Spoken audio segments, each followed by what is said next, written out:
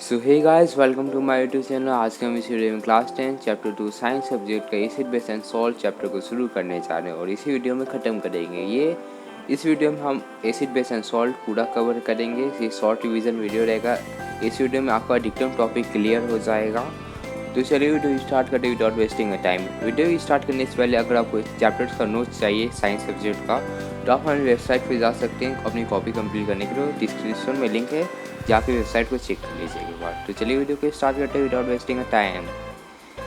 Chapter का नाम है एसिड बेस एंड सॉल्ट। इससे हमें क्या पता चलता है कि एसिड बेस एंड सॉल्ट के बारे में हमें पढ़ना है। तो पहले देखें एसिड क्या है। एसिड, पहले एसिड के बारे में पढ़ते हैं, फिर देखेंगे इसके कुछ प्रॉपर्टी के बारे में पढ़ेंगे। जो एसिड वर्ड है वो लैटिन से डिराइव किया गया है। लैटिन में इसे एसिडस बोलते हैं और एसिडस मतलब होता है सोर। सोर मतलब खट्टा। और एसिड का टेस्ट क्या रहता है? सोर रहता है। मतलब इसका एक प्रॉपर्टी हो गया क्या? एसिड हैव अ सोर टेस्ट।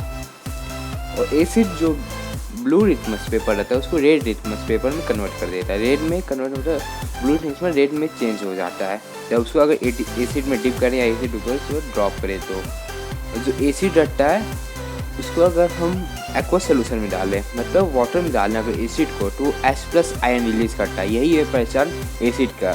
अगर किसी सब्सटेंस को एक्वा सोल्यूशन में डालें या वाटर में डालें तो वो अगर H+ आयन रिलीज करता है तो वो एसिड है। ये एसिड का पहचान होता है। अगर स्ट्रॉन्ग एसिड के बारे में बात करें तो स्ट्रॉन्ग एसिड का एग्जाम्पल होता है HCl, H2SO4, HNO3। इसका नेम के बारे में होता है hydrochloric acid, sulphuric acid, nitric acid. और वीक एसिड को बोले तो CH3COOH, oxalic acid and lactic acid. ये एग्जाम्पल है वीक एसिड का। अब चलिए हम लोग बेस के बारे में पढ़ते हैं। बेस क्या है? ये एसिड का कुछ प्रॉपर्टीज़ हो गया, आप उसे नोट्स कर लीजिएगा, स्क्रीनशॉट ले लीजिएगा या वीडियो को पॉज करके कॉपी में राइट कर लीजिएगा। ये आपके पास सुविधा ही सुविधा है। तो अब बेस के बारे में पढ़ेंगे। जो बेस सब्सटेंस होता है अगर उसका आप टेस्ट करेंगे तो बीटर रहेगा, बीटर कड़वा उसका टेस्ट रहेगा। और अगर आप उसको टच करेंगे तो सॉफ्ट मतलब साबुन जैसा कुछ लगेगा, आपको सिल्की नेचर रहेगा। वो बेस जो रहता है रेड लिटमस पेपर को ब्लू में कन्वर्ट कर देता है, उसका कलर चेंज करके ब्लू कर देता है। और बेस को पहचानने के लिए बेस का ये पहचान, जब उसको एक्वा सोल्यूशन में डालेंगे तो वो OH आयन रिलीज करता है। और एसिड को अगर एक्वा सोल्यूशन में डालते हैं तो H+ आयन रिलीज करता है। जब बेस को अगर डालेंगे एक्वा सोल्यूशन में तो OH- आयन रिलीज करता है। यही है पहचान बेस का और यही अंतर है इन दोनों के बीच में, एसिड एंड बेस के लिए। और एग्जाम्पल भी देखें, बेस का example NaOH sodium hydroxide, KOH potassium hydroxide, Ca bracket में OH whole twice calcium hydroxide. और वीक बेस का एग्जाम्पल देखें तो NH4OH अमोनियम हाइड्रोक्साइड। और अल्कली क्या होता है? अल्कली, इसको आप ऐसे समझिए, कोई भी बेस है उसको आप वाटर में डालने वो सॉल्यूबल हो जा रहा है, पूरे तरह से घुल जा रहा है, तो उसे बोलेंगे अल्कली बेस है। यही होता है अल्कली का डेफिनेशन। कोई भी बेस अगर वाटर में सॉल्यूबल है तो वो है अल्कली। और एग्जाम्पल में देखें तो कौन कौन सा बेस है, तो 3 एग्जाम्पल में बताओ तो एक sodium hydroxide, potassium hydroxide, calcium hydroxide. ये 3 बेस का एग्जाम्पल है जो वाटर में डालने पे सॉल्यूबल हो जाते हैं, इसे अल्कली बोलते हैं। अब देखेंगे इंडिकेटर क्या होता है। इंडिकेटर एक सब्सटेंस होता है, वो कलर चेंज करता है, स्मेल चेंज करता है जब कोई एसिड एंड बेस कहीं प्रेजेंट रहता है। तो जैसे लिटमस पेपर कलर चेंज करता है एसिड या बेस के डिस्क्राइब करने के लिए। और अगर हम टाइप ऑफ इंडिकेटर बोले तो 3 टाइप्स के होते हैं इंडिकेटर। पहला क्या होता है? एक नेचुरल इंडिकेटर होता है, दूसरा क्या होता है? सिंथेटिक इंडिकेटर होता है, और तीसरा ऑफैक्टरी इंडिकेटर होता है। नेचुरल इंडिकेटर नेचर से नहीं मिलना चाहिए, इसमें खुद ही दिया, आगे ही डेफिनेशन मिल गया। ऐसा इंडिकेटर जो नेचर से हमें मिलता है उसे नेचुरल इंडिकेटर बोलते हैं। जैसे प्लांट से मिल जाए, किसी फ्लावर से मिल जाए।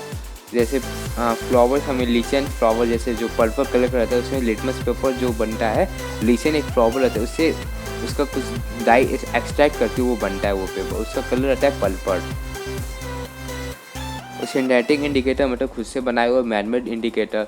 वो कैसे बनेगा? केमिकल से बनेगा। केमिकल से जो बन के इंडिकेटर बनता है उसे सिंथेटिक इंडिकेटर बोलते हैं। और एग्जांपल में बोलते हैं मेथाइल ऑरेंज है, फेनोल्फथालीन है। अब हम देखेंगे एसिड बेस मेथड से रिएक्ट करके क्या फॉर्म करते हैं। इसे आपको याद करना पड़ेगा। तो चलिए आगे बढ़ते हैं। पहले हम लोग देखेंगे एसिड अगर मेटल से रिएक्ट करता है तो क्या फॉर्म करता है। जब एसिड मेटल से रिएक्ट करता है तो salt plus hydrogen gas release करता है। Means acid plus metal equals to salt plus hydrogen gas. और एग्जाम्पल से देखें, एसिड HCl है, हाइड्रोक्लोरिक एसिड को ले लेते हैं और मेटल की तरह जिंक को लेते हैं, ज़ैनाइड को ले लेते हैं। जब इन दोनों के बीच में रिएक्शन होगा तो सॉल्ट फॉर्म होगा। सॉल्ट कैसा रहेगा, ZnCl2 फॉर्म होगा सॉल्ट की जगह, और हाइड्रोजन गैस रिलीज होगा H2।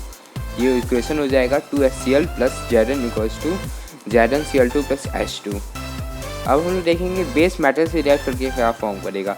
जो बेस है मेटल से रिएक्ट करके salt plus hydrogen gas form करता है, पर सारे मेटल से नहीं रिएक्ट करता है बेस। बस आपको क्लास 10 में 2 मेटल के बारे में पढ़ना है जो बेस से रिएक्ट करते हैं। वो 2 मेटल, एक है जिंक है, एक एल्युमिनियम है। जिंक जब बेस से रिएक्ट करता है तो सॉल्ट प्लस हाइड्रोजन गैस ही रिलीज करता है। अब एग्जाम्पल में अगर उसको करें तो बेस में सोडियम हाइड्रोक्साइड ले लेते हैं और मेटल में जिंक रहेगा या एल्युमिनियम रहेगा। यही दोनों आपको क्लास 10 में पढ़ना है। तो जिंक मैं लेता हूँ। जब NaOH जिंक से रिएक्ट करेगा तो सोडियम जिंकेट फॉर्म होगा जो एक सॉल्ट है। उसका फॉर्मूला होता है Na2ZnO2 plus hydrogen gas release होगा। ये है एग्जाम्पल बेस जब मेटल से रिएक्ट करता है। तो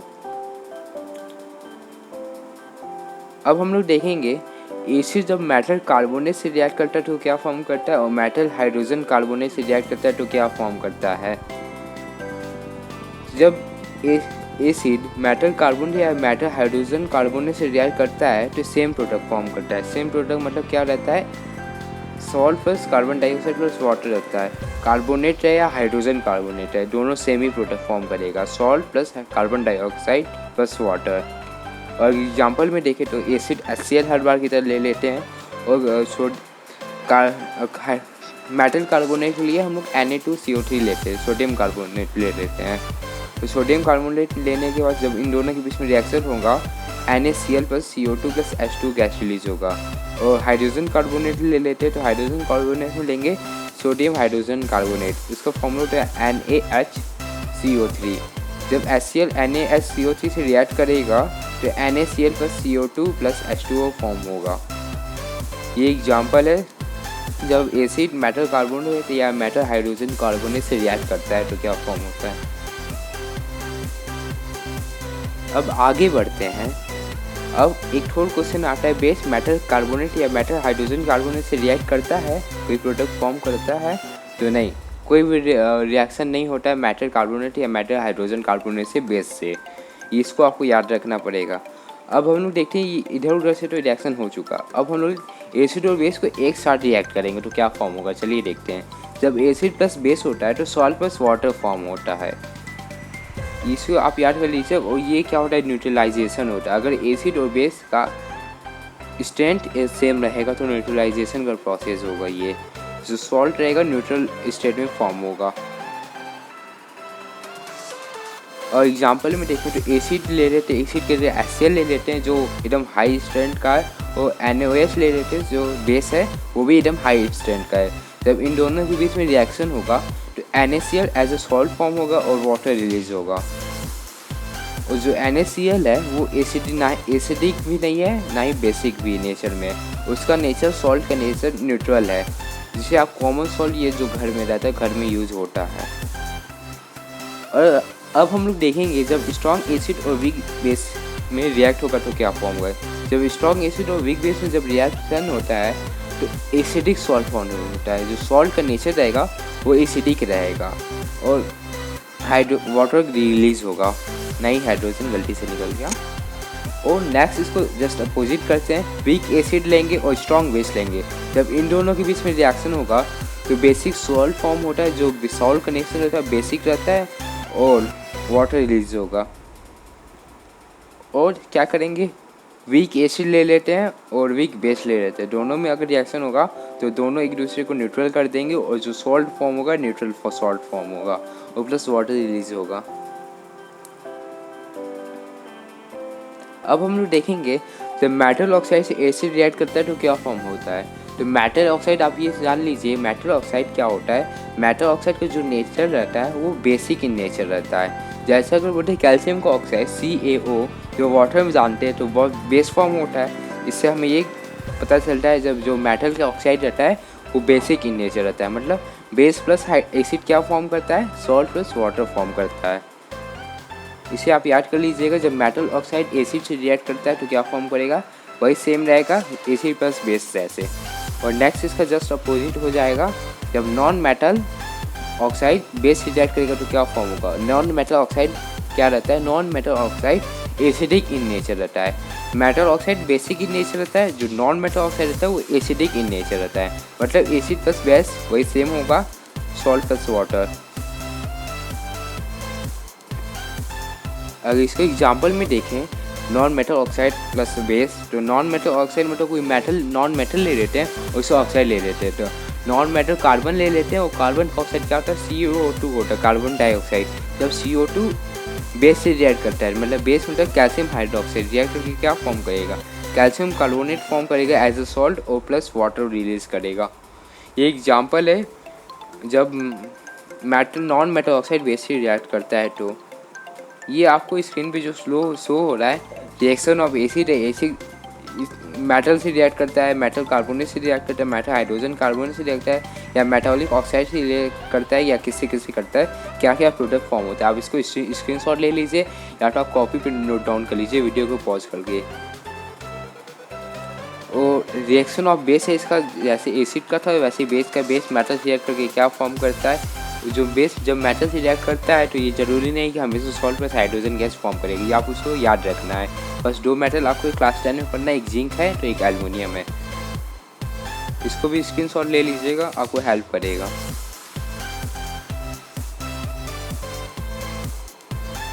अब हम लोग को देखना है जो एसिड और बेस का स्ट्रेंथ रहता है कैसे मेजर किया जाता है। एसिड और बेस का स्ट्रेंथ मेजर करने के लिए एक pH स्केल रहता है। pH स्केल में 0 से लेकर 14 तक काउंट रहता है।